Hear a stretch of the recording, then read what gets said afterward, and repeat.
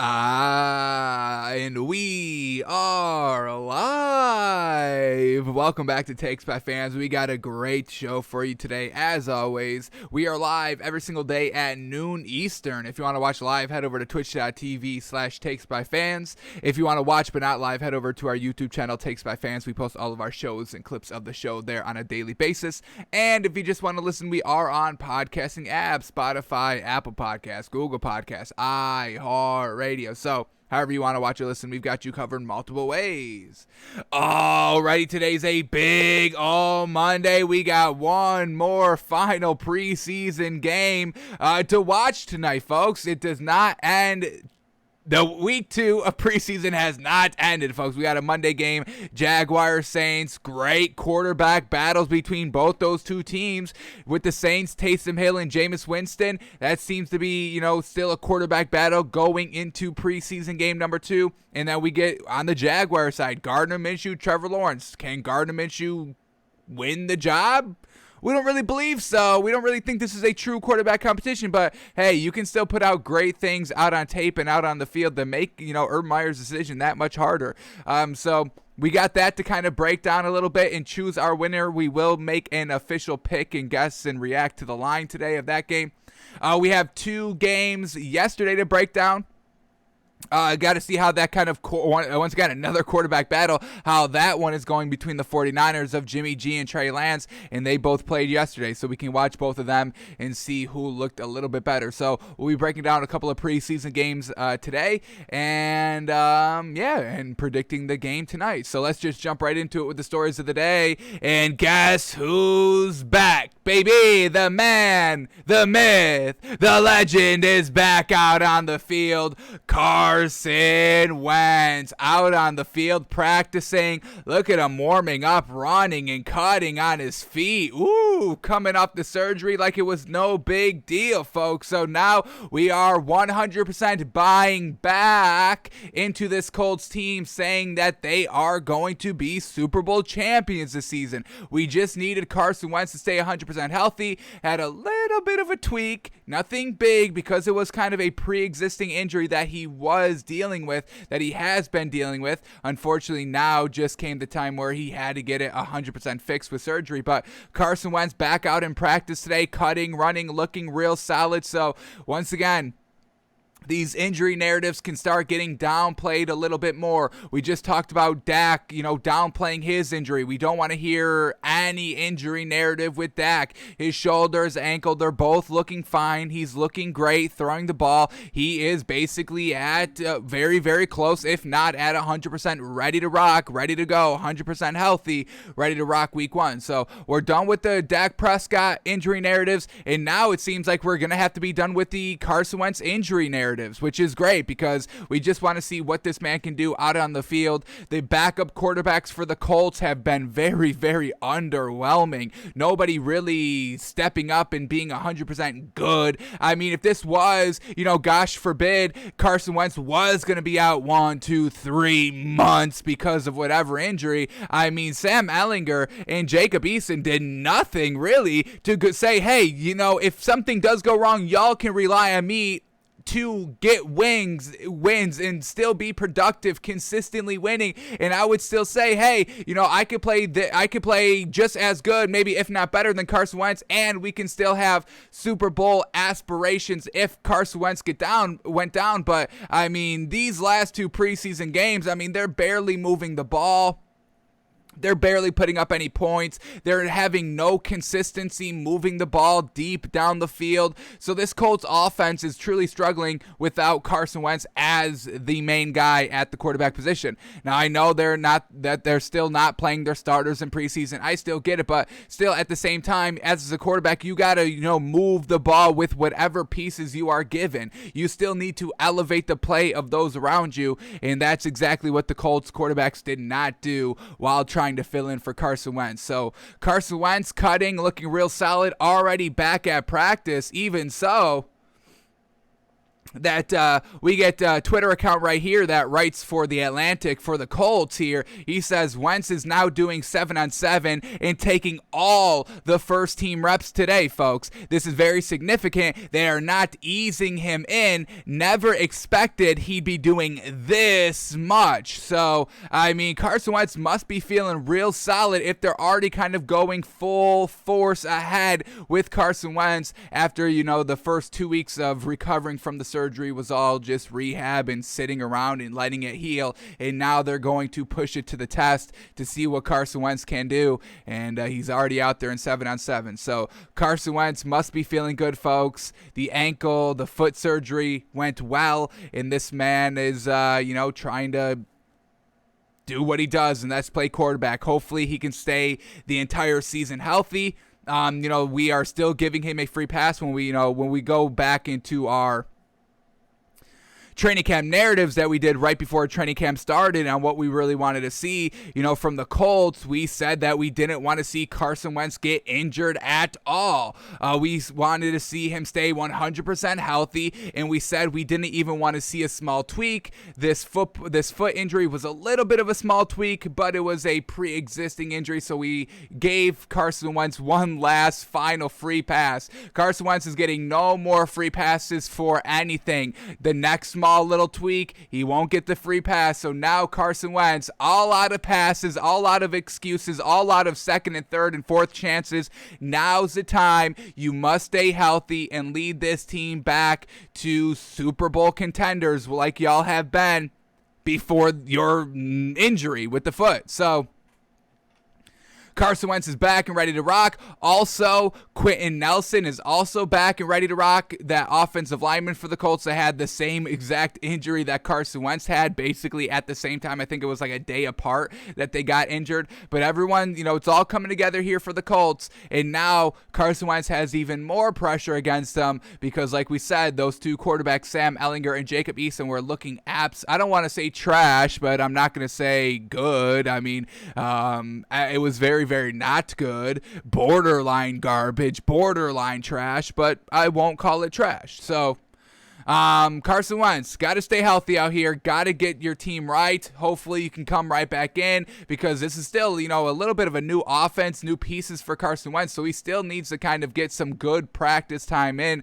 good first reps with the ones in to start building that timing and getting everything back on track here for this Colts offense. So everything's seeming to come together very great. Doesn't seem like Carson Wentz is going to miss week 1, which is great, so they don't have to rock with the very, very not good quarterbacks that they have behind Carson Wentz, and everything's looking promising. So we're back onto the Colts winning the Super Bowl, folks. As long as Carson Wentz can stay healthy, we're going to believe bigly into this Colts team, and Carson Wentz is back healthy, folks. So love seeing Carson Wentz. I mean, just watch him here, folks. He's moving real solid. Look at him cutting. Solid. Real good. Cut. Cut. Cut. Cut. Yeah. 4 cuts. Nice little drill right there. Hopefully we get some highlights, some tape coming out of training camp today to see him throwing that we can talk about tomorrow on the show. But we're back on Carson Wentz, baby. He is back. He's ready to rock and coming back from injury number 751 of his NFL career. Hopefully 751 times the charm. All right. What else do we got up next here? We got, all right, now another quarterback. One quarterback comes in and another quarterback has to exit because now Cam Newton, unfortunate in kind of the COVID-19 protocol. So this is what the statement that the New England Patriots released today. Here we go, quote. On Saturday, Cam Newton traveled to a club-approved medical appointment that required him to leave the New England area. He received daily COVID tests, which were all negative. Due to a misunderstanding about tests conducted away from NFL facilities and as required by the NFLPA protocols, Cam will be subject to the 5-day entry cadence process before returning to the facility. Cam will continue participating virtually in team activities and return to the club facility on Thursday, August 26th. So, Unfortunate for Cam Newton right here. He had the right tests, but unfortunately not by the right people. And so he has to kind of enter this small little 5-day quarantine before he comes back into the Patriots facility. So we just saw Mac Jones and Cam Newton in preseason game number 2. Cam Newton looked pretty good. He looked a lot better in preseason game number 2 than he did in preseason game number 1. So, getting better here, potentially still fighting for that starting job. But Mac Jones looked all right as well, just like he looked, pretty all right in preseason game number 1. But now, Mac Jones having Monday, Tuesday, and Wednesday of training camp and practice going to be playing with the ones. Cam's not here. He was playing with the ones. Now it's Mac Jones. It's your turn. Step up. And this could not be great for Cam Newton because now Mac Jones is going to get 3 full days of practice with the ones where they're not watching Cam Newton. So Cam Newton's going to have to,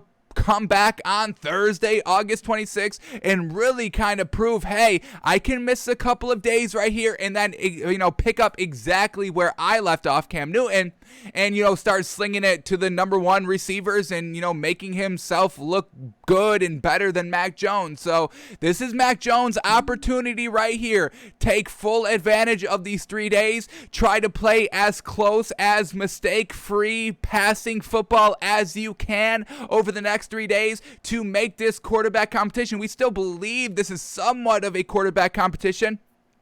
Every time we're hearing quotes from Bill Belichick and Josh McDaniels, they're all saying, Cam's the starter right now. That classic language. Yeah, Cam's our guy right now.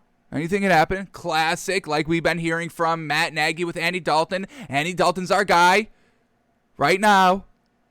And anything can happen between now and 4 weeks before the season starts. But yeah, Andy's our guy. Cam's our guy right now. So, we'll see if this is going to be a true quarterback battle going into preseason game number 3. This is kind of the week, in our opinion, that teams are really going to start solidifying who they want as their starting guys heading into that last and final preseason game. They like to use that final preseason game as kind of a dress rehearsal. How are all of our starters looking, playing together, knowing that they're going to be the starters in preseason game number 3? Maybe not play the entire game, but maybe at least the very first quarter.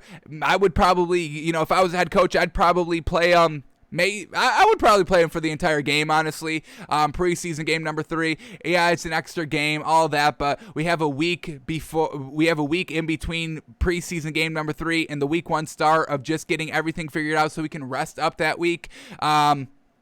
But I would say most teams are really going to have their starters play probably the first half of preseason game number 3 with all their starters. That's kind of what we're hearing from Vic Fangio. We're kind of hearing that he's probably going to make a decision late this week heading into preseason game number 3. We just heard Urban Meyer earlier a couple of days ago on the show say he would prefer not to wait till preseason game number 3 to make his decision. So they really kind of want to get that kind of big meatball elephant in the room. Who's going to start at the most important position in football, the quarterback spot? So, if we're making decisions late this week, like Wednesday, Thursday, maybe even Friday, let's see when these preseason games start for week number 3. Is it another kind of full week where we get Thursday, Friday, Saturday, Sunday, and Monday? Or are they all playing on like Sunday to give everybody the same timetable to rest up? So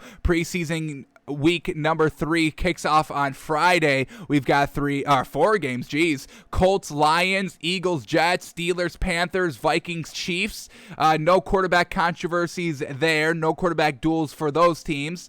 Then Saturday, we get a lot of games, and Sunday we get a lot of games as well. Patriots don't play until Sunday against the Giants, so now they can kind of delay kind of naming their starter if they're going to kind of, go along with our line of thinking that we're going to get the majority of the quarterback battles. We're going to get those determined by the time they play preseason game number 3. So the Patriots have a couple of extra days to determine, which is good for Cam Newton because he's returning Thursday. Going to have a great practice Thursday, a great practice Friday, getting ready for that Sunday game where we'll see who starts preseason game number 3 for this team.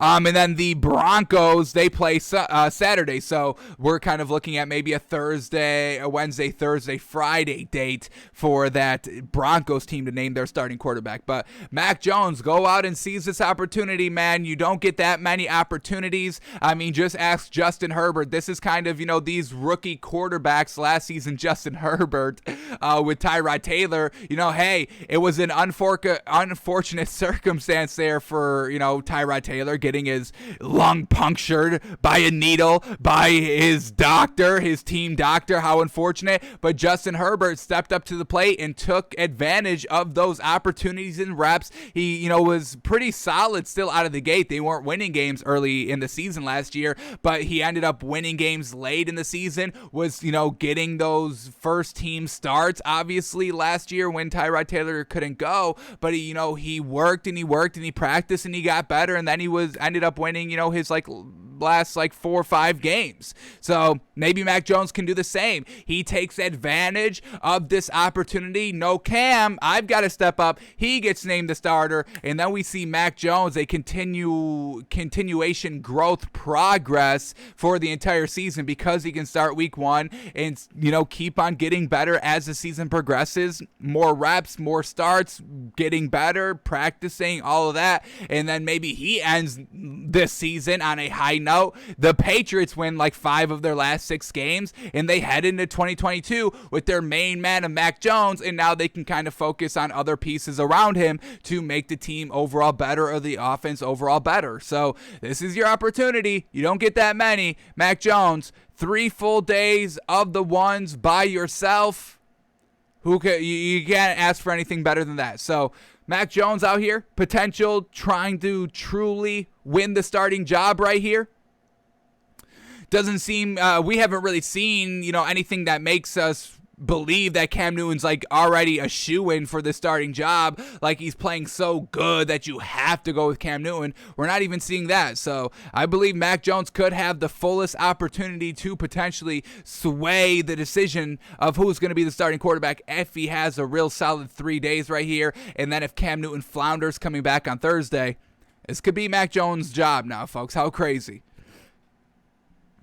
All right, before we move off of the Patriots, let's just go into this quickly right here. We got Bill Belichick talking about Stephon Gilmore, who we know is just kind of making sure he's 100% right because he's going into a contract year, doesn't want to get injured in a practice setting. That means nothing. Stephon Gilmore doesn't need to practice. He's been a Patriot his entire career. He knows the system. He's one of the best cornerbacks in the league, so he doesn't need to be out there. But now we get Bill Belichick talking about it. So here we go.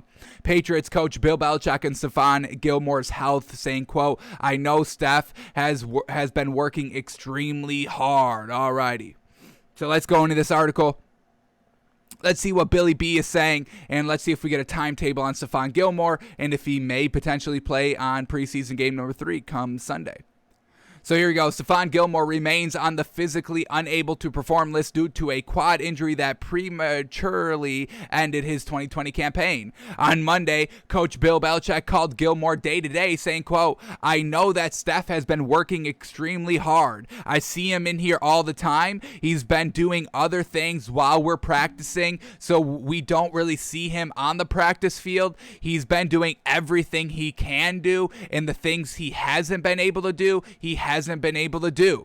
When he's ready to be out there, then he'll be out there. If he's not ready to be out there, then he'll work on the things that he can work on to try and get ready to be out there. We'll just take it day by day. So once again, classic Bill Belichick fashion. Hey, if he's out here, he'll be out here.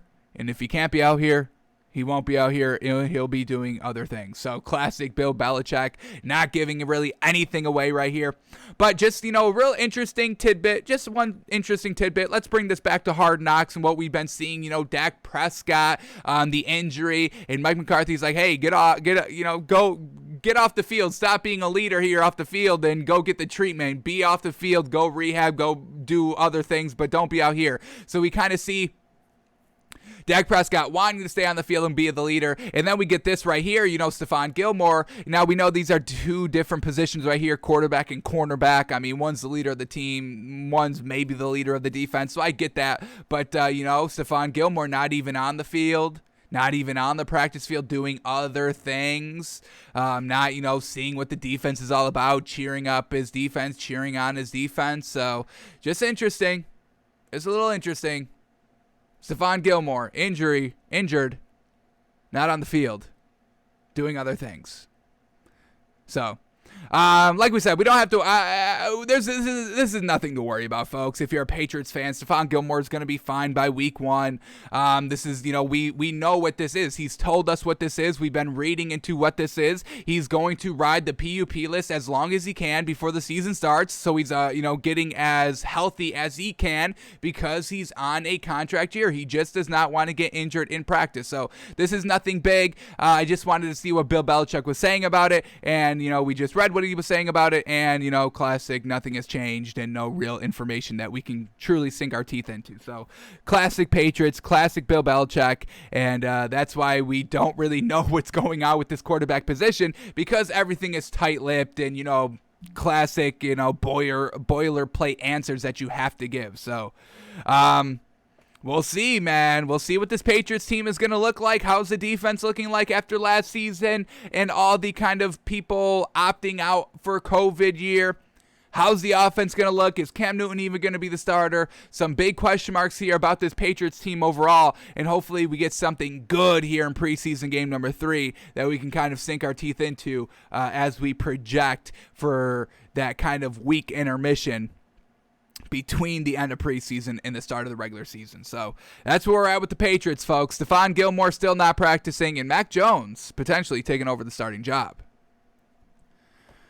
Alrighty, let's move on to this, and man, oh man, this Bengals team, folks, Jamar Chase especially, he has just been pretty much floundering. I mean, I would say he is floundering right now, dropping pass after pass after pass. We just saw him in preseason game number 1. The only pass that he got was a screen pass. That's nothing truly impressive to us. Then in preseason game number 2, he had 3 targets, all kind of really, wide open in the NFL. That is open in the NFL, his passing attempts, and he dropped every single one, just slants going over the middle of the field. A little hesitant to catch that. And then we get in practice yesterday, because his preseason game was on Saturday. They practiced Sunday, and he was still dropping balls in practice. And we're going to talk about those in a minute. But, Jamar Chase, first wide receiver taken in this year's draft. We were hesitant on Jamar Chase all, pre-draft, leading up to the draft, because he didn't play in 2020. Folks, he opted out because of COVID in college, and now he's a year off of football in the NFL, which is definitely hugely different than the college system. The speed is way faster. Just the overall, you're playing with grown men now, and now Jamar Chase is floundering big time, 1 year removed, and can't get back to what he was doing. Only really kind of 1 year at LSU. He emerged for 1 real year and really took the league by storm, but that's why we were hesitant on him, just because why are we going to believe in Jamar Chase, who did something good 1 season and then opted out in 2020, or do we go with Devontae Smith, who's been in Alabama for 4 years and all that? So we're kind of seeing what happens when you're a year removed from football, folks. Jamar Chase struggling with drops after drops after drops, but his team is not, quote, down on Jamar Chase despite him struggling with drops. So let's go into this article right here and see what his team is saying about him, that they're, not worried about it. Why aren't you worried? I would be truly worried. This is the wide receiver position. Your one job is to catch the ball. And when you're not catching the ball, this should be cause for concern, folks. So, we talk about catch percentage here, folks, on the show, and Jamar Chase is at like 0% catch percentage over his first 2 preseason games. Or he caught 1 pass, so I guess it's like 20%. But that's not good. That's not even close to being good, folks. So Let's see why the Bengals aren't worried and maybe why they should be. So here we go. When the Cincinnati Bengals drafted LSU receiver Jamar Chase with the number 5 overall pick, there were plenty of questions ranging from his fit in the offense to whether or not Cincy should have selected an offensive lineman. However, one question no one at the time was asking was about the rookie's ability to simply catch the ball. That is true. Nobody talked about his catching abilities. Everyone was, gushing about how well this man was getting open and how easy it was for him to create separation, to kind of get 3, 4, 5 yards of separation between him and the defender, and then, it's lights out from there. Nobody was saying, oh, this man is not going to be able to catch the ball. I mean, you don't take a wide receiver 5th overall if you think he can't catch the ball, folks. After several weeks of training camp and 2 preseason tilts, the drops are all on anyone. The drops are all anyone in Cincinnati can talk about now. Chase flubbed all 3 of his targets in Friday's 17-13 preseason loss to Washington. It seemed as though the rookie was fighting the ball. Ahead of Sunday's practice, Coach Zach Taylor was asked if Chase's confidence might be wavering. Yeah, I would say so. But let's see what the head coach Zach Taylor has to say about it. It says, quote, I don't think he's short on confidence. That's a good thing. Guys are building him up. Just talking to Tyler Boyd and all these guys all struggled with coming in as a rookie. The expectations are so high that you expect him to be a star right out of the gate. But it takes work. You got to put in the work. That consistently comes over time, and by no means are we down on Jamar. He's just going through some of the things rookies go through in training camp, and we expect him to improve over the course of the week. Now, I do agree with that, that rookies do have struggles, but I mean, if you're a top 10 pick, you really aren't expected to be struggling that much. If you are a top 10 pick in a draft, you are truly expected to step up and be a starter year 1 rookie year. In Jamar Chase, he's going to be a starter regardless if he's dropping balls or not, just because he does have some, I guess we haven't really seen him. I mean, once again, we haven't seen Jamar Chase in a year, and we haven't seen him in the NFL system. So once again, that great speed and athleticism and separation that, he was kind of goated for in college, we're still not even seeing that. We just broke this man down yesterday on the show when we were breaking down the Bengals game. But I mean, folks, he's doing nothing, getting bottled up and dropping wide open targets, slants, folks. These are 5-yard slant routes over the middle that he's dropping. These aren't, 50-yard bombs, double cover down the field, streak routes, fade routes that he's just dropping because the defense is surrounded by him. No, this is wide open, folks. Wide open over the middle of the field, and he's dropping the ball. Timid, doesn't seem like he wants to get hit. And, nobody wants to get hit, obviously, but there are wide receivers that will sacrifice their body going up over the middle. I mean, folks, we just watched a clip of Simi Fehoko, the wide receiver for the Cowboys that we are keeping an eye on, and he went over kind of the middle in his preseason game against the Cardinals, jumping up, sacrificing his body, exposing his midsection to a defender that, was barreling down right as he made the catch. And little old fragile Jamar Chase out here doesn't want to do the same. You were taken 5th. Simi Fehoko was taken in the 4th round, man. So this isn't good, folks, especially when you've got a very, very young team. This is a young Bengals team with a young second-year quarterback coming off of an injury. He needs his wide receivers to really step it up big time so Joe Burrow doesn't have to kind of do it all himself. He can kind of, lessen his kind of overall workload if the receivers step up big time, and that's not what we're getting from Jamar Chase. So maybe now Joe Burrow tries to do too much and then he gets himself re-injured here, so everything has an effect. And if Jamar Chase isn't playing as well as he's kind of projected, or just playing good, like, this is not even good, folks. Like, forget about the rookie judgment, anything like that. This is not even good football that he's playing, folks. So we'll see if he can step it up. They're not worried about it. Maybe you should be, but because it hasn't been changing, folks. This has been going on for like 3 weeks. This isn't kind of a out of the blue narrative that came out of nowhere. This is 3 full weeks now with evidence time and time after again and again and again and again. I mean, there's plenty of evidence to be had, folks. It's not like we're all making this stuff up or just kind of looking way too deep into things. It's right in plain sight for us, and we're breaking it down, and it's not looking good at all. I would be truly concerned if I was the Bengals, if I was Zach Taylor. Damn, I'd be like, yeah, I'm thinking about trading him. Honestly, I think we will trade him if he doesn't do good in practice today. I'm trading him right now. I think I would go that extreme, folks. So let's finish up this article right here. Anything else good in here?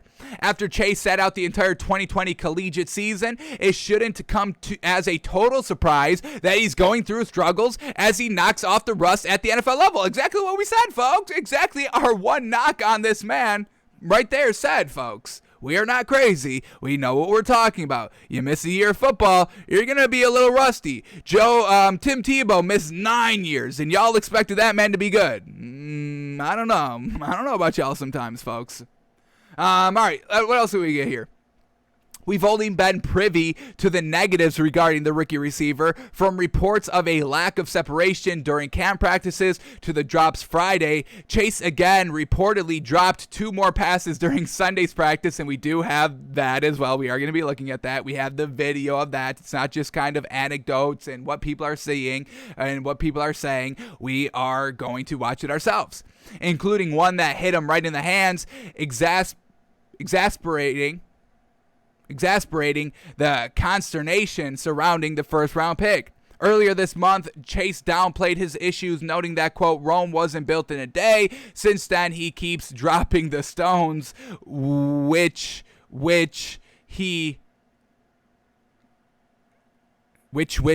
think that should say, with which he should have been building that proverbial empire. So, struggling big time. So now that we've said it, let's see it here. Let's see Jamar Chase in practice. This was the day after him dropping all those balls in the preseason game. Here he is dropping another one that hits him right in the hands. And then it's a pick. It's a pick because it hits him in the hands. He can't hold on to it. And then it just falls right into the defender's hands, because when you tip a ball, when you're about to catch the ball, you slow it down and you pop it up, and it just, kind of, flounders out of your hands. It's flopping in the air, and it's right in kind of the same eye line, the eye level of the defender, right into his hands. So once again, folks, it's just Jamar Chase is truly struggling out here. We need him to fix this as soon as possible. But once again, it's Jamar Chase.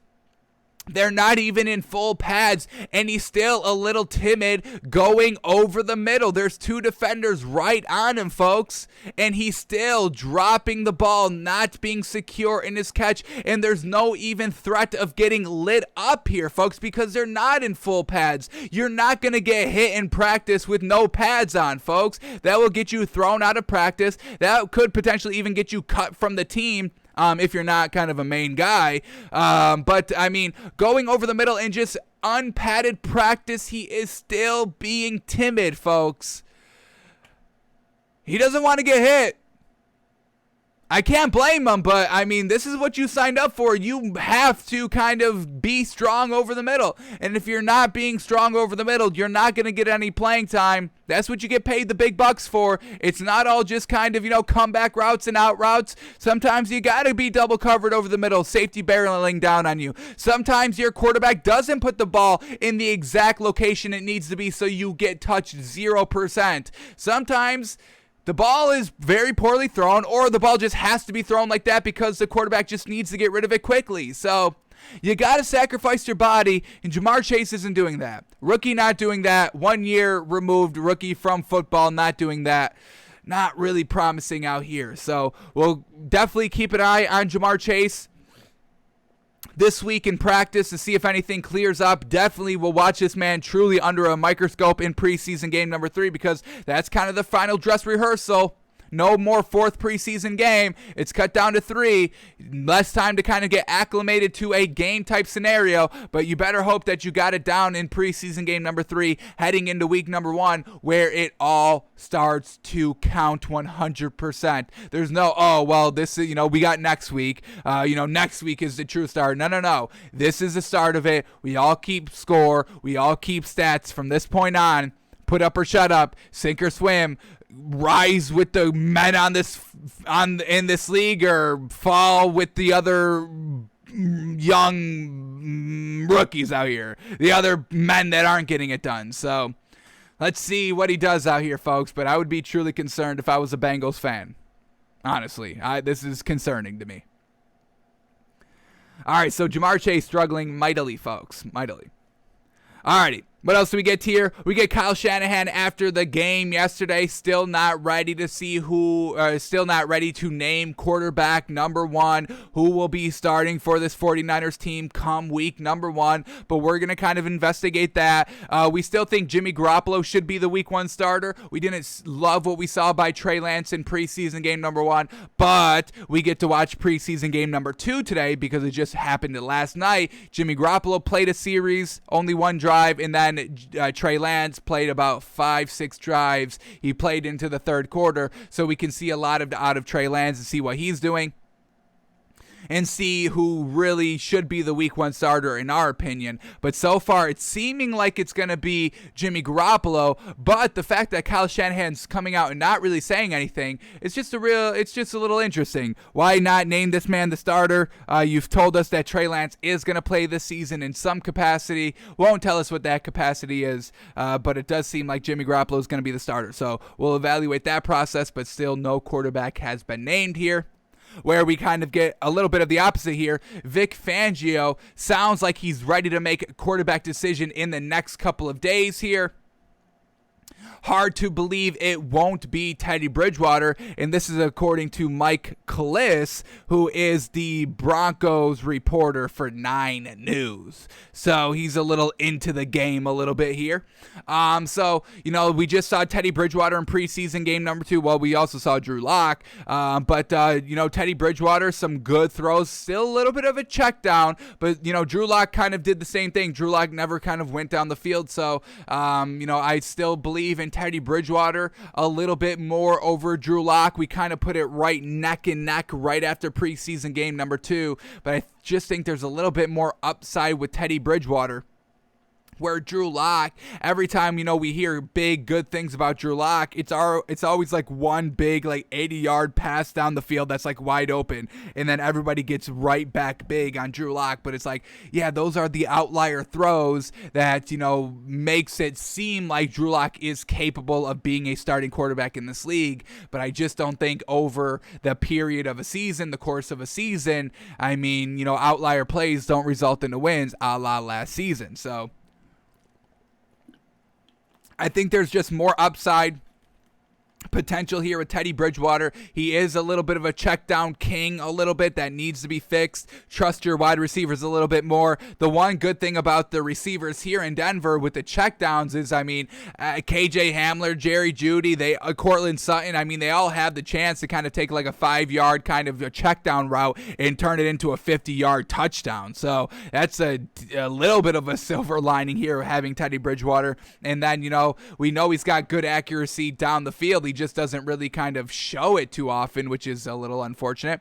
But, you've got great receivers to catch the ball as well. So we'll see probably by midweek here. I would probably call it Wednesday or Thursday since their preseason game is Saturday. I would say probably Wednesday or Thursday this Broncos starting quarterback is going to be named. Doesn't really seem like Vic Fangio wants to wait until preseason game number 3. He wants to have everything right going into preseason game number 3. So we'll see who won the starting job right here. Hopefully Teddy Bridgewater stops checking it down, but we still saw him check it down in preseason game number 2, the biggest red flag that we have on the man. So we'll see who won the starting job according to Vic Fangio, and we'll see if it aligns what we've been saying. So we're going to officially call it Teddy B, the starting quarterback here, and we'll see if Vic Fangio agrees. Alrighty, let's talk about another potential quarterback competition here with the Bears. And this time, man, oh man, Justin Fields still being humble as always. We give him credit for it, but be like it's my job. I'm the starter. I know Andy Dalton says he's the starter, but he's not. He's not. That's what I want to hear out of Justin Fields. Obviously, we're not going to get that. But let's see. We get this quote here by Justin Fields, once again being humble. So here we go. Justin Fields sympathizes with Andy Dalton after being booed at Soldier Field in loss to the Bills. I mean, Andy Dalton didn't do anything in this game. I mean, he had one big throw, and that was it, that went for a touchdown, but once again, he just didn't really do anything. He didn't do anything at the start of the game, and they got down 28-0. He was a huge reason why the Bears lost to Mitch Trubisky, the ex-Bear. This was a huge game just to kind of make it a point that said, hey, we made the right decision of getting rid of Mitch Trubisky and bringing in Andy Dalton. But what happened? Mitch Trubisky outplayed Andy Dalton 100%. 100%. Andy Dalton could not move this ball offensively at all, and they got down 28-0. And then at that point, the game is basically over. If you ever get down 28-0, I would like to see the record on this, but I'm going to assume it's, probably after getting down 28-0, it's probably, if there was 50 games, you lost every single one. It is teams are 50-0 when leading 28-0. I think I'm comfortable in saying that. So Andy Dalton, I mean, we could just say, oh yes, it's a preseason game. It doesn't mean anything. Well, it meant something to Mitch Trubisky, and he went out there and did his thing and looked pretty gosh dang good, and was moving the ball, put up 200 plus yards in one half of football. That's basically a whole game's worth of yards that he did in one half.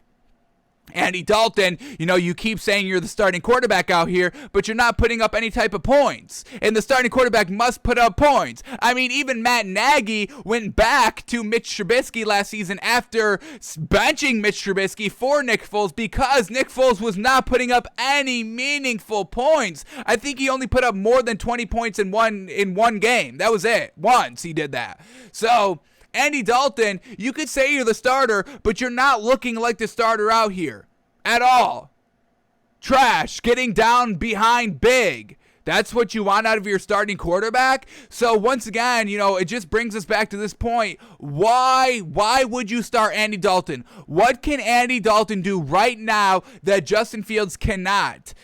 I mean, throw the deep ball? Justin Fields can throw the deep ball. We've seen it.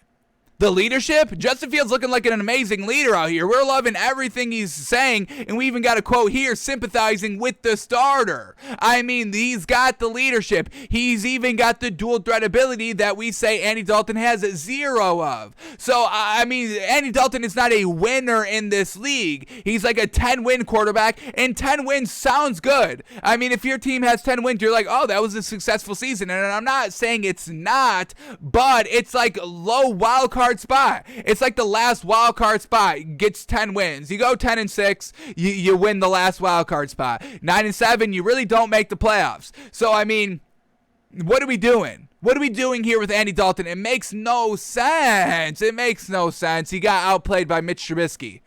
Made Matt Nagy look a little foolish. So, but let's see what Justin Fields says about Andy Dalton. Humble as heck.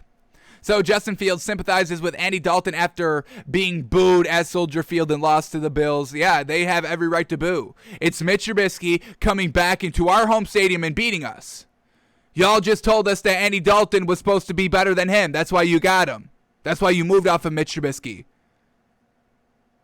And he's coming in here and making us look like clowns? The fan base?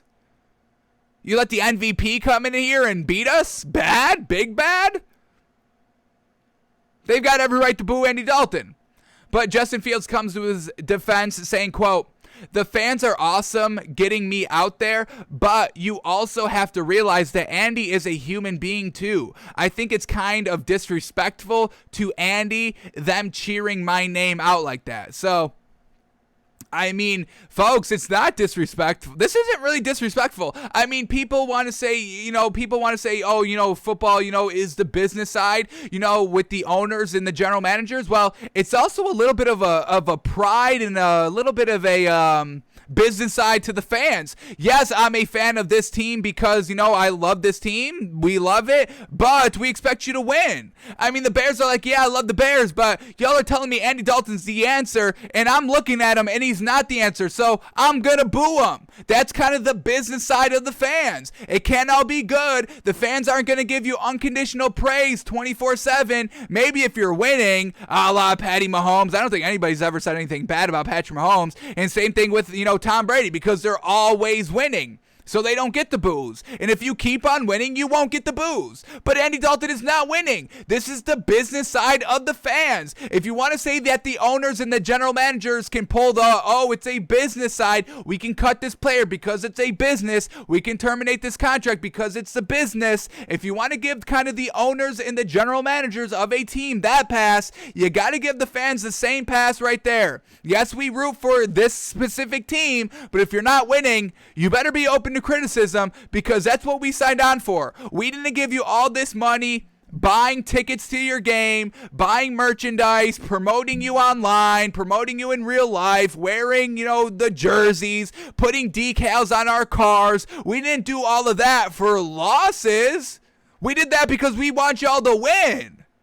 And Andy Dalton's not winning here in preseason, not even trying to win, very, very poorly moving the offense. You're at home, and Mitch Trubisky looks better than you on the road in your home, his previous home.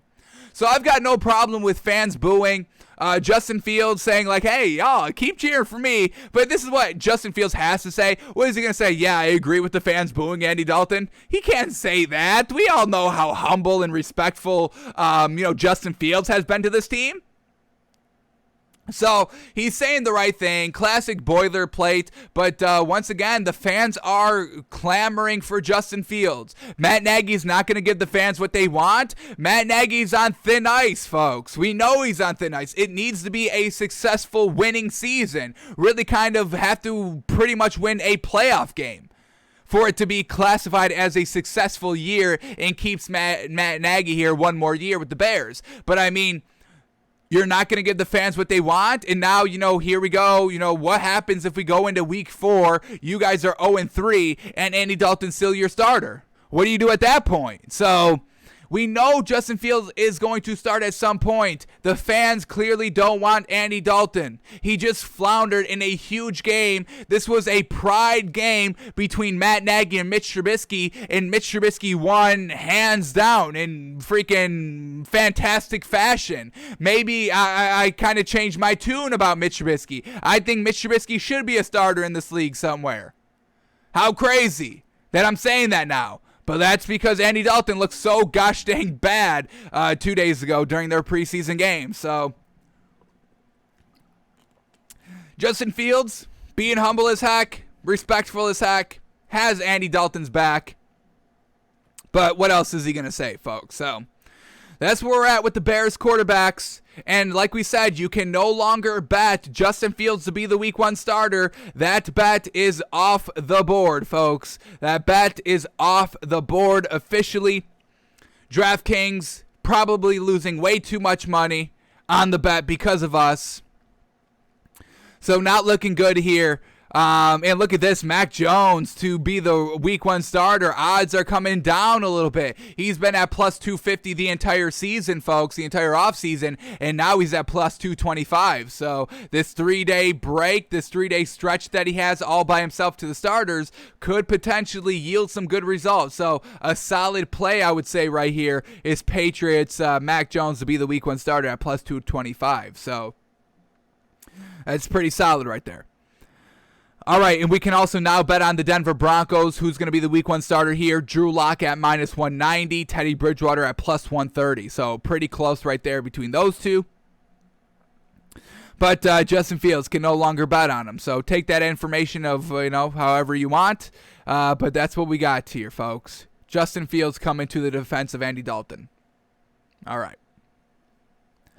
Alrighty, but if you want to see how a quarterback leads, we saw it in full display during the Dolphins-Atlanta preseason game number 2, folks. Tua on the bench, animated as heck, getting up in front of his guys, coaching them up, leading them up, letting it go. Let's go get it done. Let's make this offense explosive as heck. Let's make sure we're all on the same page during every single play so we can make every single play a touchdown play if we need to. And that's exactly what Tua was doing on the sideline. It was all game, folks, coaching on the sideline. We saw the huge excitement when, they scored a touchdown on a running play and not a passing play. Tua had really kind of no hand in scoring that touchdown besides handing the ball off, but he was as animated as anybody. He was the first to celebrate with his team as they scored that rushing touchdown.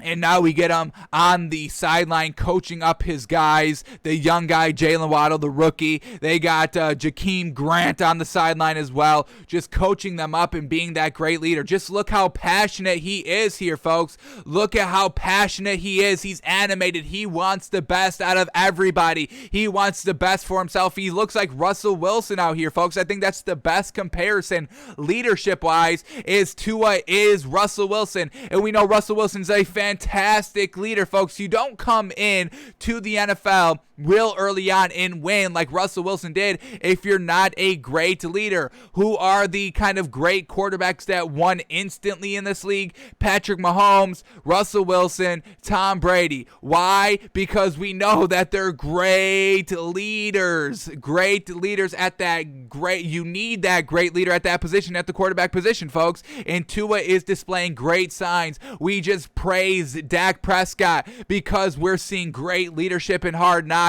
And now we're getting the same thing here with Tua doing it with the Dolphins. So y'all know I love great quarterbacks who are great leaders, and Tua is trying to put his name on that list too. So we believe Tua can get it done passing the ball. We think he's a great quarterback, and now he's taking on this leadership role year 2 with this young Dolphins team.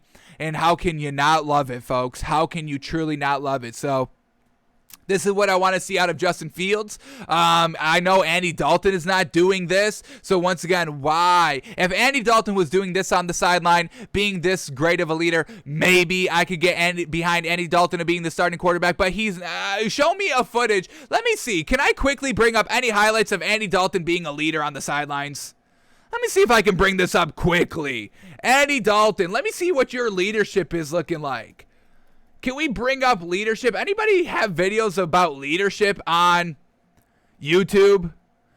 Bears fans boo Andy Dalton. Oh, this was the booing 2 days ago. Let's see. Here we go. All right. This video's already got 1 million views. Shout out to this. Damn. All right. Highlight heaven. So the Bears fans boo Andy Dalton. This was in the second quarter. 8 minutes left. So here we go. Trotting back onto the field. He's getting booed here.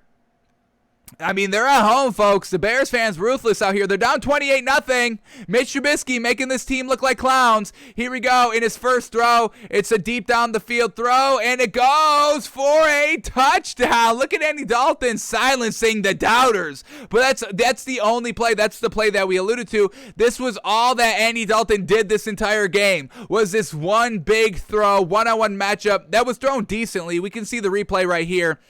Defender never got his head around. And could have been a pick. We see, the receiver having to kind of go all the way over the defender to make this catch, go over his helmet. So if the defender was kind of looking at this ball, this is a potential pick or breakup. But everything plays out perfectly here for Andy Dalton. So it took Andy Dalton to get booed to get the motivation to be down 28-0 to get booed. And then he can kind of deliver a solid ball down the field for a touchdown. That's what it's going to take. So, I mean, I just don't get the leadership here. Andy Dalton leadership. Can't really see anything here. Sideline. Should I say sideline leadership? I want to see on the sideline. What are you doing on the sideline? It doesn't seem like we're going to be able to get anything. So maybe we're just not searching right, or maybe it just doesn't happen. And I'm going to assume that it just doesn't happen. Andy Dalton's just not that leader. Just not a leader. So that's what we get out of Tua. We get it out of Dak. You got to love it, folks. If you're not a great leader at the quarterback position, I can't buy into you 100%. I'll buy into you I'll buy into you like maybe 85%. Maybe give that last 15% as leadership percentage. I could still give you 85%, but Andy Dalton's not even close to 85%. I mean, Andy Dalton's at like 20%, I believe in. Just pure quarterback. So,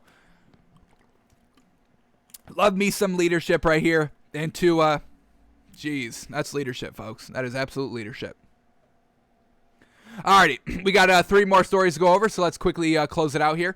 Here we go. Giants step forward with Saquon Barkley. Saquon Barkley is set for team drills versus the Patriots this week, so good. He's in team drills, potentially going to get hit here. Which we need to see what Saquon Barkley does in live game settings, getting hit, rushing between the tackles, getting tripped up, falling, making sure that he's able to kind of play with the same explosiveness needed at a kind of real NFL game tempo and scenario to test that ACL to make sure he's good. But let's see what we expect out of Saquon Barkley this week. So, article right here very quickly. It's another step forward for Saquon Barkley on his comeback road, and it's a big step at that. Barkley is set to partake in team drills during the New York Giants' upcoming joint practices with the New England Patriots. Barkley missed 14 games last season due to a torn ACL. He was activated off the physically unable to perform list on August 9th for his first practice. First practice action since the injury, but New York has remained cautious. Now he's set to face some opposition for the first team since week 2 of last season against the Bears. So once again, this is a great sign. Finally, we're seeing some good things emerge out of here by this Giants training camp. Everything's been really kind of lackluster by this team and offense and training camp and preseason games and all that. So we're hoping that Saquon Barkley coming back is going to kind of, shine a nice light of this Giants team, making them kind of, realize what this offense at full capacity can start doing. And hopefully we get to see some great highlights out of Saquon Barkley this week of his great rushing game, because we kind of praise this man as a top 3 running back when he's fully healthy. And we need him fully healthy so we can evaluate that. And, we expect big things out of this Giants team. So hopefully this is going to kind of be the tipping point, the starting point of when this Giants offense truly starts to look like what they can do on paper. So hopefully Saquon Barkley's looking good, looking healthy, and takes the real action against the Patriots' first team defense, and hopefully he's looking real solid. So Saquon Barkley, hopefully we can start talking about him a little bit more in this Giants team, hopefully. Alrighty, let's talk about this man, Rahman Dre Stevenson. He may be the biggest surprise here in preseason, the only person that's truly taking, hey, this is your chance to earn a starting spot or just earn your role on this team. Nobody was talking about Rahman Dre Stevenson coming into this training camp. He was taken in the 4th round in this year's draft. He was nothing special, but Rahman Dre Stevenson leads the NFL in preseason rushing yards. The man is getting it done here, folks. It's only been 2 preseason games, and we know there's no starters in preseason, but this is where you earn your role, earn your respect, earn your place on a team, and earn your playing time minutes come the regular season. And Rahman Dre Stevenson is taking every opportunity that he's given, and he's absolutely crushing it. So I just want to quickly take a look back at his college stats. What can we expect out of Rahman Dre Stevenson here? So let's look at his college stats in his couple of minutes of highlight tape of what he was doing in college to see, can this man potentially be the starting running back here for the Patriots? I mean, when we look at the depth chart, he is still listed as kind of the 4th string back. They got Damian Harris listed 1, Sony Michel 2, and James White 3. Now, the good thing for Rahman Dre Stevenson is that these are not like A1, Tier 1 backs for the Patriots team. These are solid kind of Tier 2 backs that do kind of play well when they're in a running back by committee kind of situation. Last year, Damian Harris rushing for about 600 yards, Sony Michel rushing for about 400 yards. So they get that kind of committee for the 1,000 yards, and the rushing game is solid because of that. So Rahman Dre Stevenson, I mean, if he keeps up this level of play right here, he could potentially be kind of the starting back here, maybe even the primary back, while Damian Harris and Sony Michel kind of play the backup spot. So let's see what Rahman Dre Stevenson was doing in college. So he played 2 years at Oklahoma, 2019 and 2020. 2019, he rushed for 515 yards and 6 touchdowns. Not a big receiver. His year one, only 87 receiving yards. And then 2020, his senior year. So he's got started late, folks. In college, he played his junior and senior year, and that's it. But his senior year in Oklahoma last season, 665 yards rushing, 7 touchdowns, and then he also caught another 211 yards. So nothing great, not a kind of true dual threat running back here with the passing, but some solid yards right here, a solid kind of decent backup job. This doesn't look like starting numbers to us, but solid production out there. But let's quickly see what we get out of some highlights. We won't go through this entire thing. I just want to get a nice sense of what he can do and what we should be expecting out of him come this regular season, because it's definitely seeming like he's going to make the roster. I don't think you cannot not have Rahman Dre Stevenson on this team. He's truly looking like he's earning a spot here, and this Patriots team may need to heavily rely on the running game because, we're not 100% sold on Cam Newton. We're the opposite of that, 100% sold on the man in the selling sense. And, Mac Jones, we think it could be good. We just don't know how good. So they may have to rely on their playmakers at the wide receiver tight end position, which we know they brought in, and then definitely on the running game as well. So let's see what we get out of here by Rahman Dre Stevenson, folks. A nice run up the middle, 5-yard touchdown, barely even touched. I don't care about this, though. I want to see what he can do, how great the speed is looking like. We know the speed's pretty good because we did see it in preseason game number 1 where he ripped off 90 yards. He's also 6 foot, so a nice little hefty back here. I believe he's 230. What do we get? 6 foot, 231. So really kind of nice beef back there. Here we go, back on the goal line. Oh, gets kind of clobbered right at the line of scrimmage, but then presses forward 2 yards for the touchdown to score on the goal line. Here we go. A nice kind of cutting in and out for a 15-yard pickup. Back on the goal line. Takes it, lowers his head. Easy peasy right up the middle right there. So the man's got no problem going right up the middle, taking the contact. He will drive the ball from the goal line. He will get the touchdown. Here we go. Set up screen out of the backfield right here. Oh, tried to hurdle somebody. Kind of did get up right there. Solid. Let's watch this man hurdle again. I mean, that's some pretty good size right there. Y'all know we love Derrick Henry. He's got great size. This man not as big as Derrick Henry, obviously. Nice stiff arm right there. 15-yard run. Pretty good workout here. Catching it out of the backfield now. 10, 15, 20. Down the sideline. Bingo, bango. Perfect right there. Great in the open space. In the red zone now, taking the ball down the middle of the field. Here we go, breaks out to the left sideline and then tiptoes in for the touchdown. About 15 yards out, folks. Real great, solid play out of here.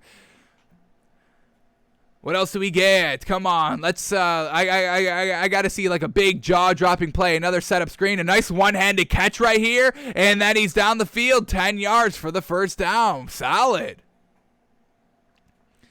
All right, from the opponent's 35-yard line, taking the handoff. Not a lot of room to run. Found a hole to get into, and then he rips off for 10 yards. So making something out of nothing, finding the open holes, and some good speed to kind of good acceleration from the start to the stop. Here we go, running on the left sideline. Oh, he wants to smoke. He's trying to hurdle everybody out here, folks. Jeez, he wants the contact. He wants that hit, and he's going to try to make you look silly trying to hurdle over you. Here we go, down the right sideline, and once again, some good solid speed right here. Nobody can catch him for 25 yards down the sideline touchdown. And like we said, we saw that in preseason game number 1 with about a minute left in the game. 91 yards down the right sideline. He's gone. Goodbye. So some real solid play out here.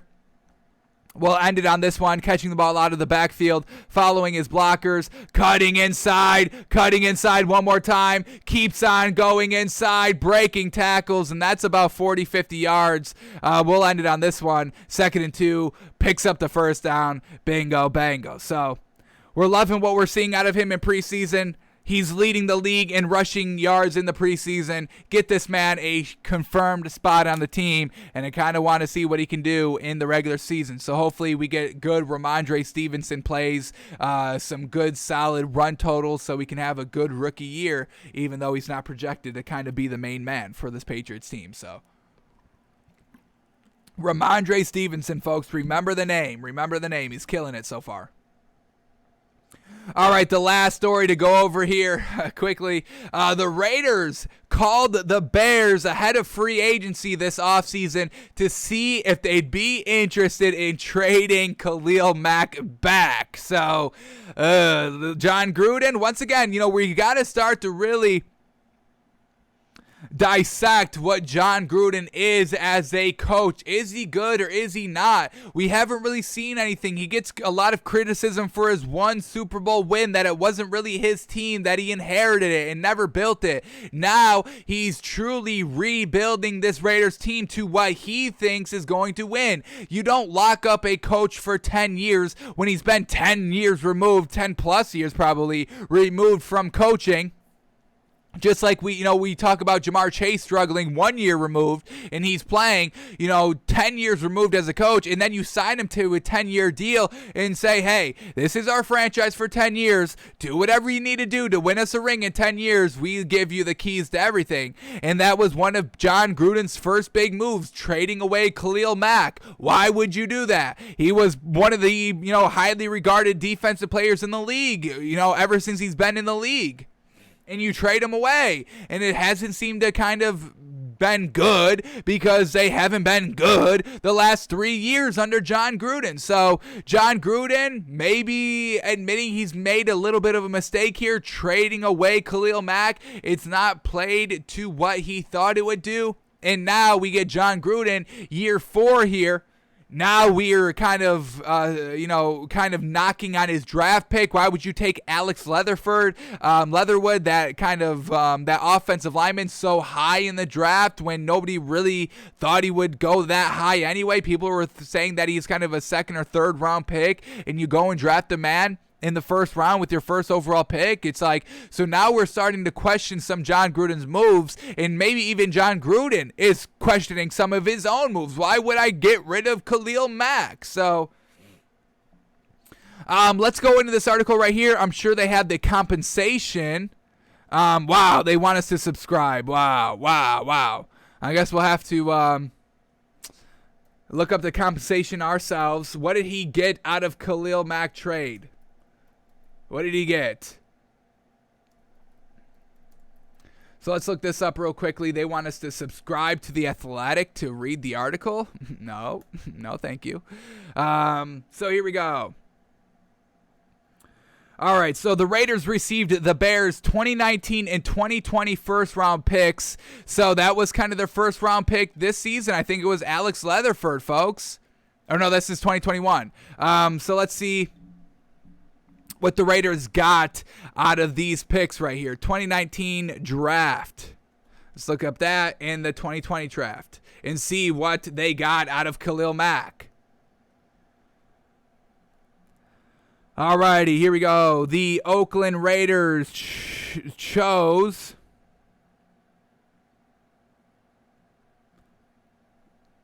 Clelin Ferrell, defensive end. Alrighty, what is Clelin Ferrell did?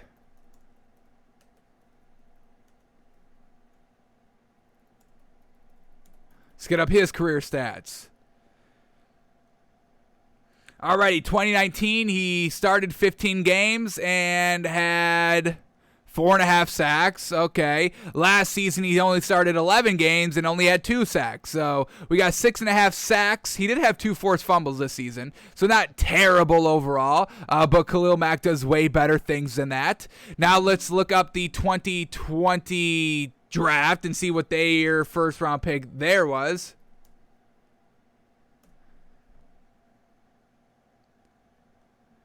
Alrighty, Raiders. They went with Henry Ruggs, the wide receiver. Real solid pick right there. That's a good wide receiver. He is paying out. So that is a good piece. The first one, the defensive end that you thought you could just replace Khalil Mack with, didn't really pan out. So you get Henry Ruggs. Alrighty, so that's who they got for Khalil Mack in 2020. So they got a defensive end and wide receiver, Henry Ruggs, for Khalil Mack. A good trade?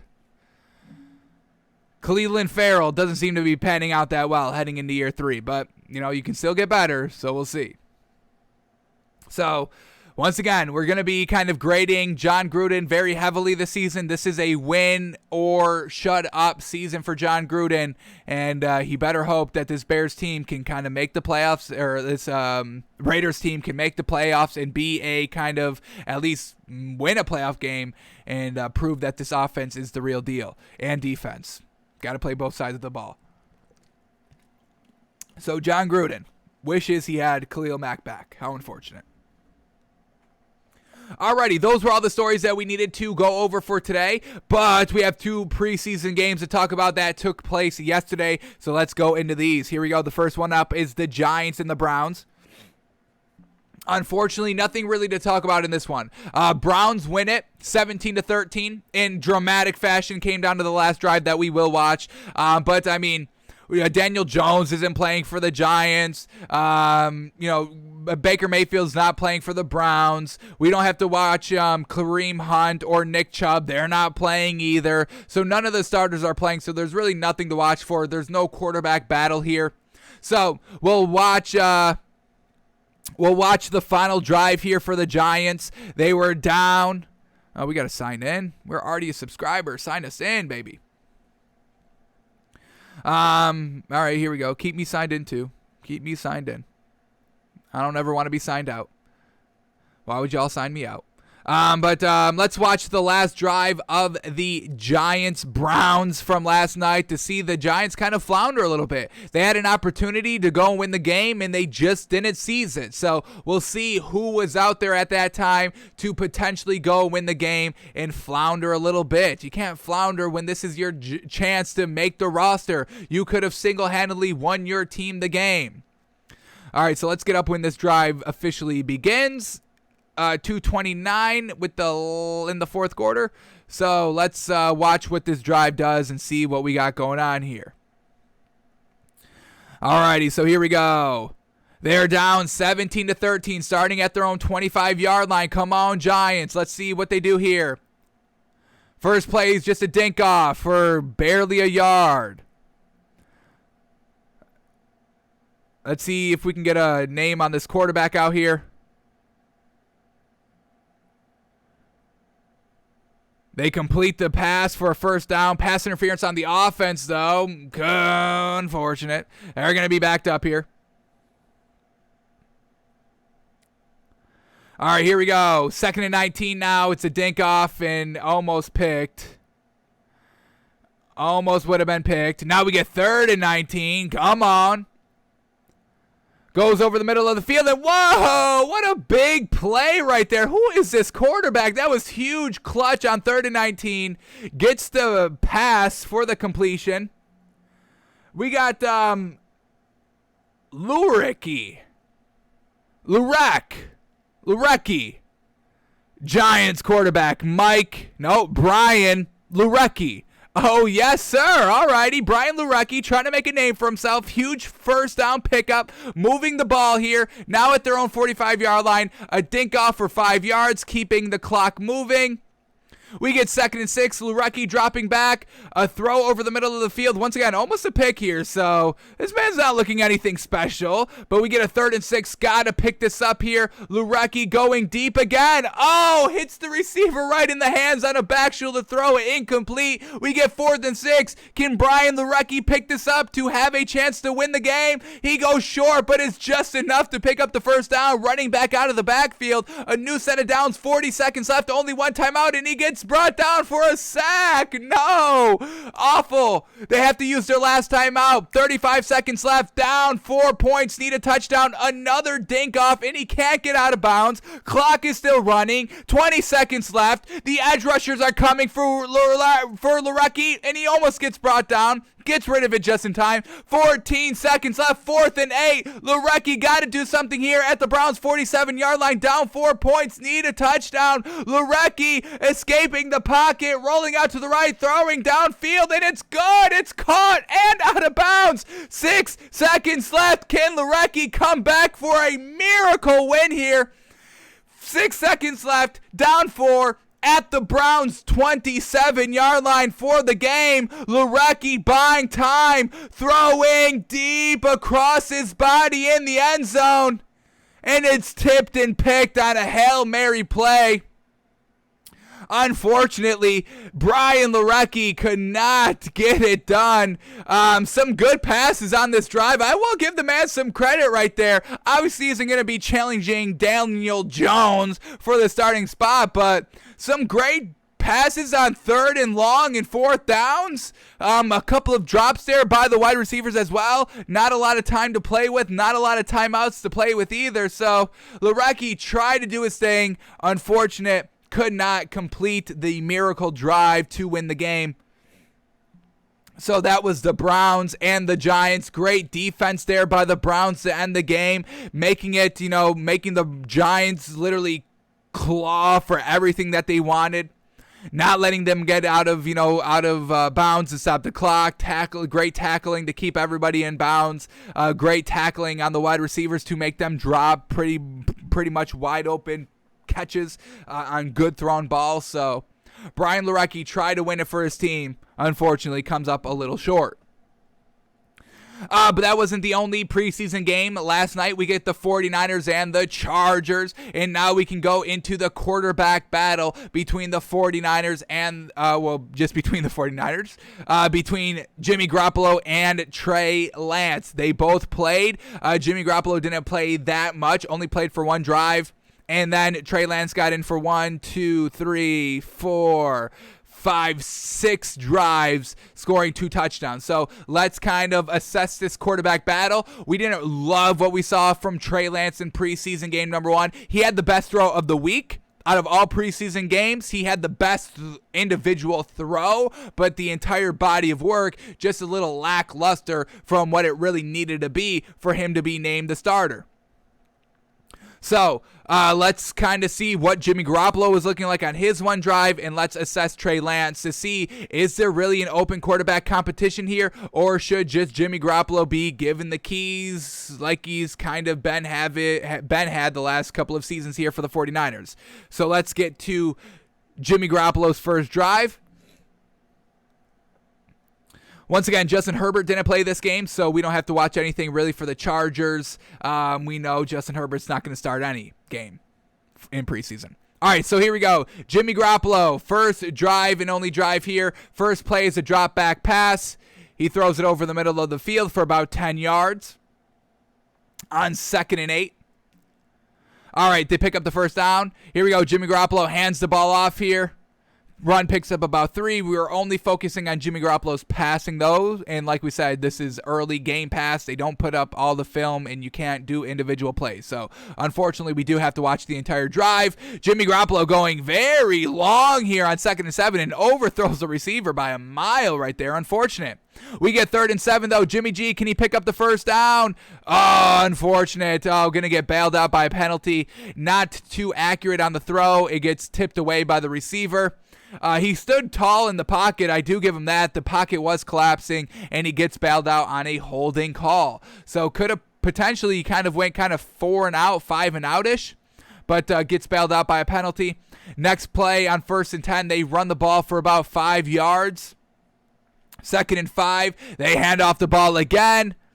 This time the run gets about 2 or 3 yards, bringing up 3rd and 2. Jimmy G, can he pick this up? Here we go. Drops back to pass, fires it quickly. Once again, a little high. You see the receiver have to go up and jump for this one. So Jimmy Garoppolo throwing the ball a little bit too high, not very inaccurate here. A little inaccurate early on. Jimmy Garoppolo, oh my God, look at this. Woo! Has Jimmy Garoppolo always been this fast and nimble? Jeez Louise. 1st and 10, play action pass, pocket collapsing, pressure instantly got there, but he's able to scramble right up the middle for 10 yards? That was looking elusive as heck. Dang, maybe he's learning something from Trey Lance here at the quarterback battle. All right, after picking up the first down on his legs, they hand off the ball for about 5-6 yards. 4 yards? Oh, wow. 4 yards officially.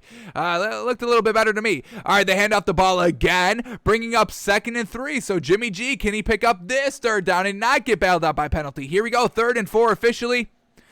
Stays in the pocket. Oh, boy. What do they call this one? I think they're going to mark this one a yard short. It's 4th and 1. A pass on an out route there by the receiver, and they run the ball on 4th and 1. It picks it up, but Jimmy Garoppolo dumps it off on 3rd down about a yard shy. Unfortunately, it doesn't pick it up, but they pick it up on 4th down. Alrighty, after picking up the first down, Jimmy Garoppolo, no time to throw, has to throw this one in the dirt. Pressure was right in his face. They're back to handing the ball off. And it gets brought down for a -1 yard. So now we're bringing up 3rd and 11. Jimmy G on the 35-yard line of the Chargers. Strikes it deep. And, once again, the ball a little bit too high. Receiver couldn't come down with the ball, and it gets tipped for a pick. But once again, the kind of inaccuracies here by Jimmy G. Let's watch this one again, because we just saw 2 previous high throws as he's throwing it more than 10 yards. He throws it more than 10 yards here, a little too high. Receiver can't truly hold on to the ball. I think we're going to get a replay here that we can kind of judge a little bit better from the angle. Was this all on Jimmy G or all on the receiver too? Here we go from the back angle. Just a little high. It should have definitely been caught, don't get me wrong, but once again, the job of the quarterback is to make it as easy as possible for the receiver to catch it, and if you put this one right on his body, I mean, the receiver's wide open here. You don't need to make like an incredible pass. You just need to deliver the ball accurately. I mean, you put this one right on his chest. You don't make him go up and get this ball. Should have been caught. Should have been easier to catch, though. So Jimmy G not doing the best there on that drive. Everything kind of high there when you're not dinking and dunking the ball. So Jimmy Garoppolo not the best showing out here. And if he doesn't have already kind of solidified passing accomplishments and stats already, Jimmy Garoppolo probably wouldn't win this starting job. But we know what Jimmy Garoppolo can do. He can get you to the Super Bowl, which is solid. Trey Lance, we have not been able to see that because he is a rookie. But let's see what Trey Lance did in his time here. So here we go. Trey Lance.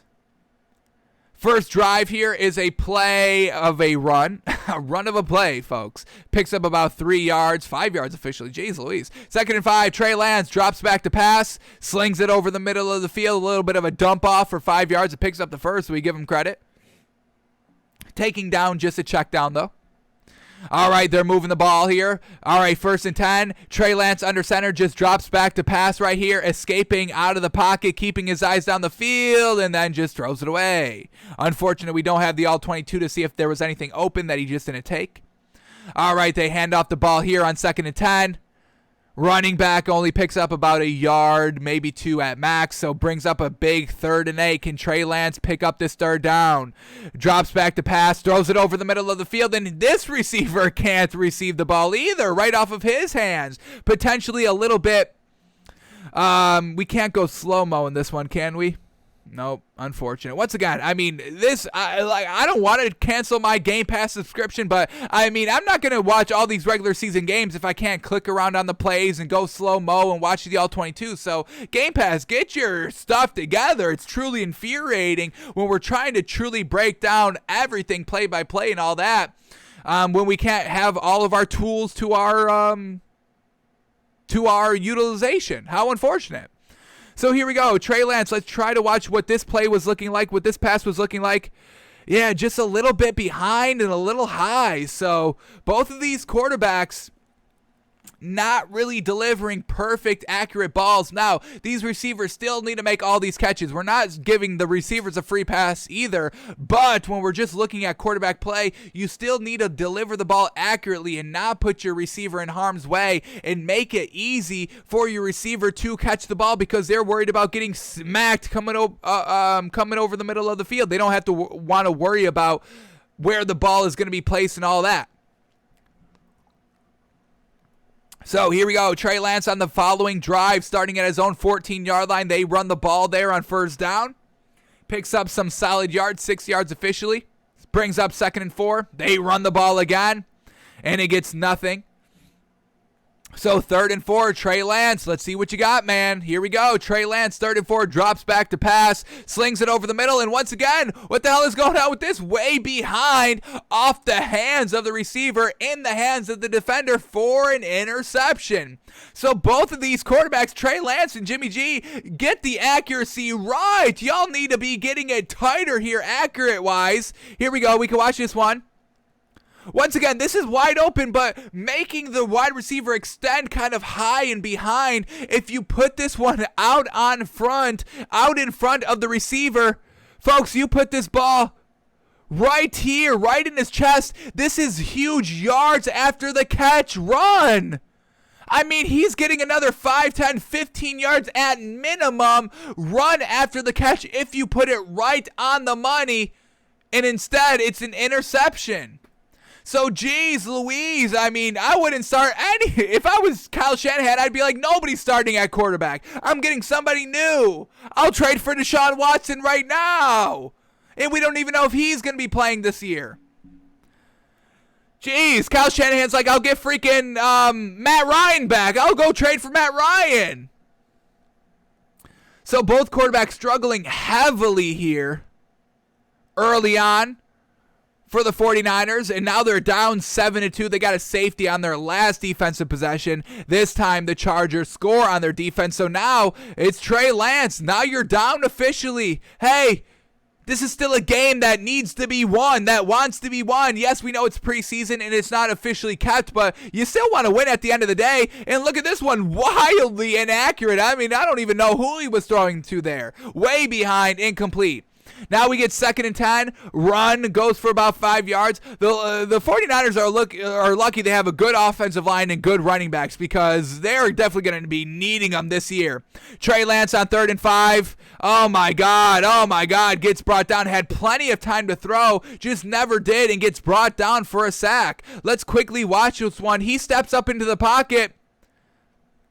Dump it off right here. You got the running back over the middle of the field, but he's staring down this one receiver and doesn't feel the pressure right behind him, and he gets brought down for a sack. So once again, the accuracy, the pocket awareness, not dumping off the ball, not seeing what's open, and then inaccurately throwing it way up and behind when you do throw the ball. This is not looking great here for the quarterback competition. And this is why we're saying, why doesn't Kyle Shanahan just say that Jimmy G's the starter? I mean, Trey Lance has done nothing so far through these first 2 preseason games that warrant him being named the starter. If you are going to be named the starter, we need to see consistency in your passing game. And in preseason game number 1 and preseason game number 2, we have seen none of that. We've seen one good play by Trey Lance, and that is it. And that came in preseason game number 1, where he threw like the 80-yard bomb. But here we go. Less than a minute left. 2 timeouts. Was this a catch? Jeez, this was caught. This was a dangerous ball right here, but we'll watch it again. 2nd and 10 from his own 25-yard line, 1 minute left. And man, that was a good ball right there. Not high, a little bit too much out in front, but the receiver did his job and caught the ball. Brings up 3rd and 1 right here. They run the ball for the first down.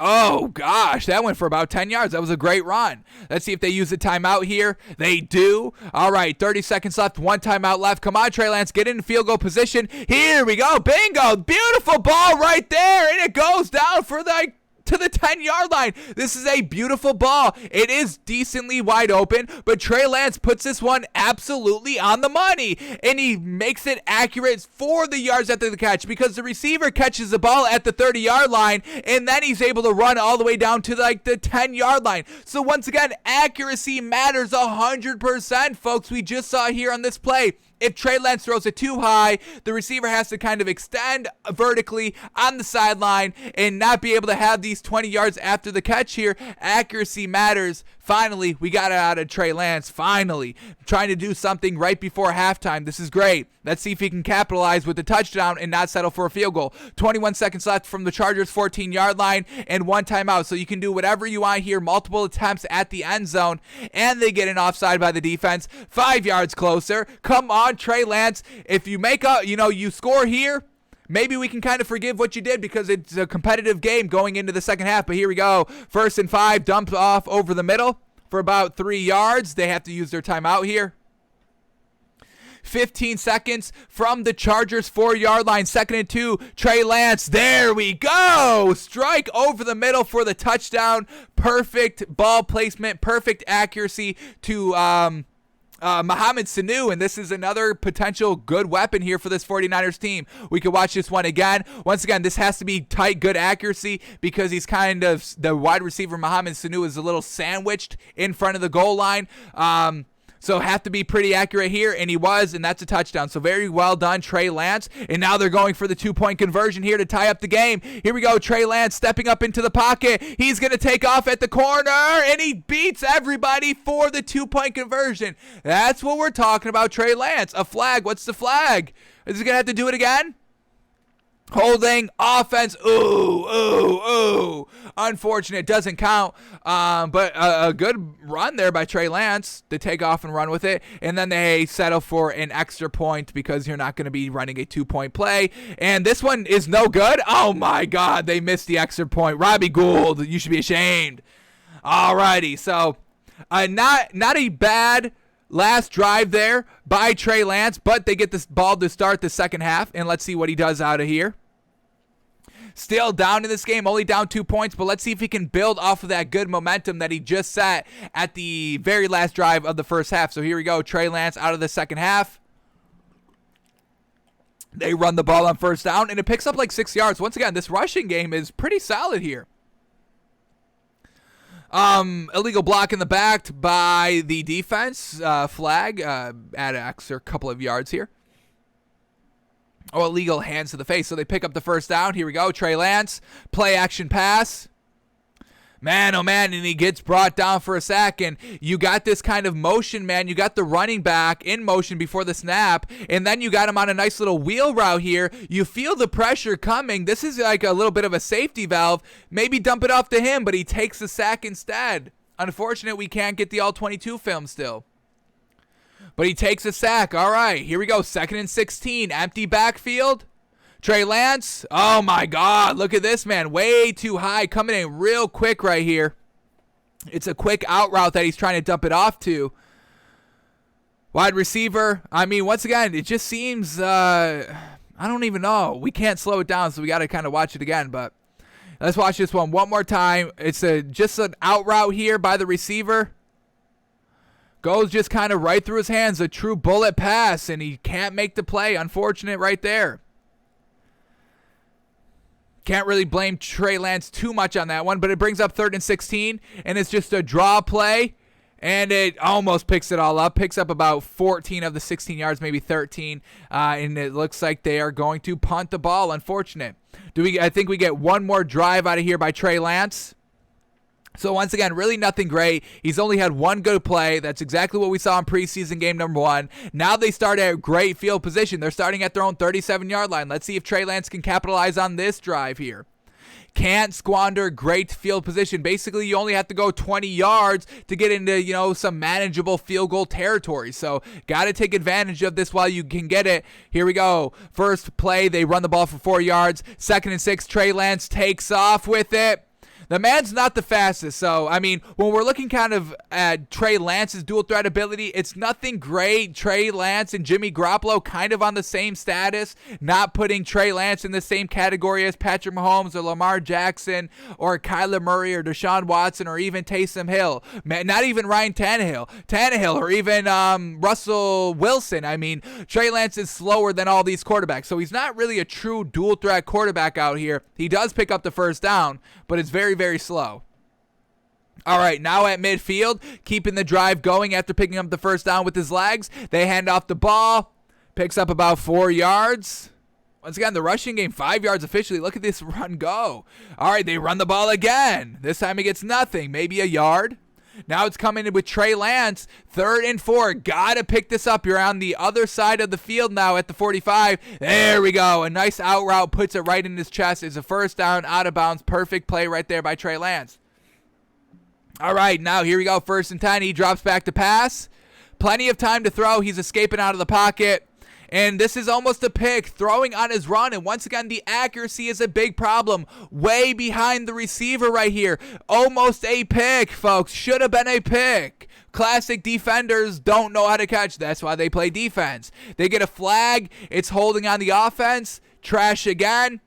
So, I mean, Trey Lance is not looking good at all out here, folks. 1st and 20. It's a draw play. And it gets about 5, 6, 7 yards. Maybe it's a real good run, folks. Real good play.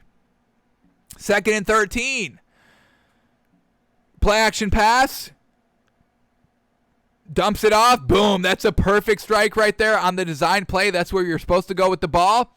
And it's now 3rd and 2. They run the ball again, and it picks up the first down and many more, trusting the running game on 3rd and 2 over Trey Lance. Is that telling? How much should we read into this? I would read into it a lot, of especially what we've been seeing by Trey Lance so far. All right, now entering the red zone. Here we go. Trey Lance has to be buttoned up here. Here we go, 2nd and 5. They run the ball again, picks up about 1, maybe 2 yards. 3rd and 4 at the 15-yard line of the Chargers. Trey Lance drops back to pass over the middle. Great accuracy right there, and that's the touchdown. So Trey Lance is actually better in the red zone than he is from the 20 to the 20s. This man's got some good accuracy when it needs to be made. Watch this very, very tight throw right there. That's tight as heck, and now he wants the accuracy to be made. So when the pressure's on, when you have to be 100% accurate in the red zone, that's where Trey Lance steps up, and usually that's kind of the opposite of the case. So if Trey Lance could be better between the 20s and the 20s, now we've got a good quarterback. But until then, I mean, we've seen like 2 good throws, and we can't just kind of negate and just kind of neglect every other throw besides these 2 good ones that went for touchdowns in the red zone. So there is some good things about Trey Lance's game, but his totality is nothing special, and it's not something that you can rely on, in my opinion, in regular season fashion when you're going against the starters. So I don't think there really is any quarterback competition to be had right now at this moment. I say you take it easy with Trey Lance. He's a year removed from football as well, because he didn't opt out the 2020 season, and the FCS ended up getting canceled. So, Trey Lance didn't play last season, but Jimmy Garoppolo not looking that much or Trey Lance not looking any better than Jimmy Garoppolo. Jimmy Garoppolo not looking the greatest, but he only had 1 drive. I mean, maybe we can give a free pass on his kind of inaccuracies and high throws in only 1 drive, where Trey Lance was doing it drive 1, 2, 3, 4, 5, 6. So I don't think there's any quarterback competition here. I don't really see there's any benefit for Kyle Shanahan to still say that he's not naming a starter. Name Jimmy Garoppolo. Mentor Trey Lance through this season. Maybe if Jimmy G's not getting it done midway through the season, you make the switch. But Jimmy Garoppolo's proven he can get it done in the regular season when he's healthy. And, I don't see Trey Lance, being a starter at this point in time. So after 2 preseason games, I say Jimmy G should be the starter. But Kyle Shanahan isn't making that decision. So final stat lines here. Jimmy Garoppolo, 3 of 6 for 15 yards and 1 interception, no touchdown. For some reason, NFL.com does not bring up the stats for Trey Lance, so we got to look these ones up ourselves, which we will do. So here we go. Trey Lance's final stat line. The 49ers do win this game 15-10, so they don't score any more points with Trey Lance out of the game. But Trey Lance, 8 of 14 for 102 yards, 2 touchdowns, 1 pick. But once again, those stat lines, it's not bad. If you just look at the numbers, you'd say, all right, that's a pretty good showing. But, I mean, it really wasn't. He had 2 good balls. Everything else was real bad. So I can't buy into Trey Lance. Alrighty, we got one more preseason game on today, folks. So let's make our official pick for this game. See what the line is. See who the matchup is. And see who we like in tonight's last preseason game of week number 2 of the preseason. So we got the Saints and the Jags. Saints -4, Jaguars +4, Saints at home. And I'm going to take the Saints on the money line. We're not going to swallow any points here in preseason, but we got 2 quarterback competition. So we can't expect good scoring throughout. So watch the over 39.5. Not a bad take because we expect good quarterback play, aggressive quarterback play for the majority of the game.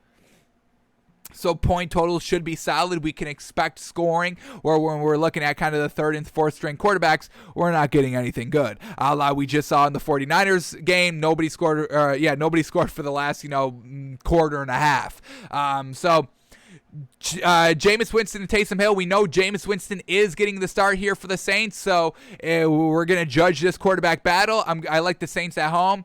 The Jaguars, also quarterback battle. Gardner Minshew, Trevor Lawrence. Let's see how that goes. But we're going to go the Saints here.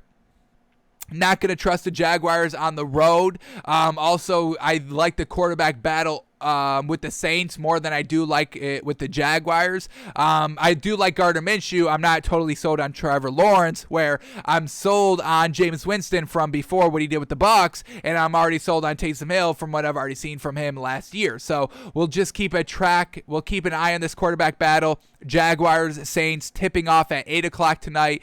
It's going to be a great one to break down tomorrow because we do have 2 teams to watch for in their quarterback battle, and we'll see if any quarterback for the Jaguars and Saints make it easy for their head coach Sean Payton and Urban Meyer to name a starter by the end of this game, or maybe in a couple days of practice after the game. So we'll see if any quarterback makes the decision easy to be named starter. All right, folks, that's going to do it for us today, folks. Thanks for tuning in. Thanks for watching. Thanks for listening. Let's see if there was anything breaking. We're getting a little work out of here from Carson Wentz, so love seeing that. Anything else breaking out here? We get a top 5 takeaways from the Ravens training camp. That's just coming to a close as well as Albert Breer wraps up his kind of tour. But we could see what he's saying about the Ravens tomorrow. Anything else? Doesn't seem like anything else is breaking, so that's where we'll leave it today, folks. We got preseason on today, and then we get Hard Knocks on tomorrow. So classic, plentiful things to talk about on the show as we all gear up for week 1 of the regular season. So it's coming to a close here in training camp. One more preseason to go, preseason game to go for the majority of the teams after tonight. And we'll break it all down tomorrow, folks. So we'll be out of here. We'll see you tomorrow, live noon Eastern, as always, where we do it again. So thanks for watching.